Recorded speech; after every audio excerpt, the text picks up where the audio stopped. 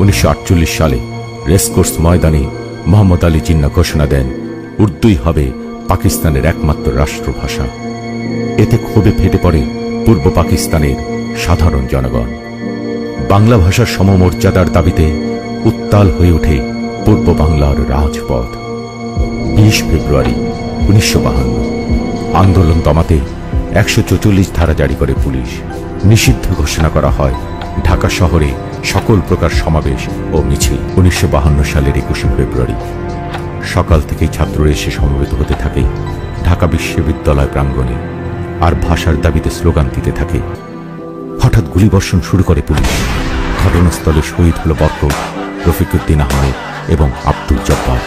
হাসপাতালে মারা যান আব্দুল সালাম। দিকে ছাত্রদের মিছিলে গুলিবর্ষণের ঘটনা ঢাকায় ছড়িয়ে পড়লে হাজার হাজার সাধারণ জনতা ঢাকা মেডিকেলের সামনে জড়ো হতে থাকে। টলে উঠে পাকিস্তানের কেন্দ্রীয় সরকার। জনরোষ গণ আন্দোলনের মুখে 1956 সালে সংবিধানে বাংলা ভাষাকে পাকিস্তানের অন্যতম রাষ্ট্রভাষার স্বীকৃতি দিতে বাধ্য হয় তারা। পৃথিবীর একমাত্র আমরাই জীবন দিয়েছি মাতৃভাষার দাবিতে। আর তাই ভাষা আন্দোলন আর মানুষের ভাষার প্রতি সম্মান জানিয়ে 2000 সালে ইউনেস্কো 21 ফেব্রুয়ারিকে আন্তর্জাতিক মাতৃভাষা দিবস হিসেবে ঘোষণা করে। সালাম, বরকত, রফিক, জব্বার, শফিউল আরো অনেক নাম না জানা তরুণের প্রাণের বিনিময়ে আমরা পেয়েছি বাংলা ভাষা। বাংলায় মা বলে ডাকার অধিকার।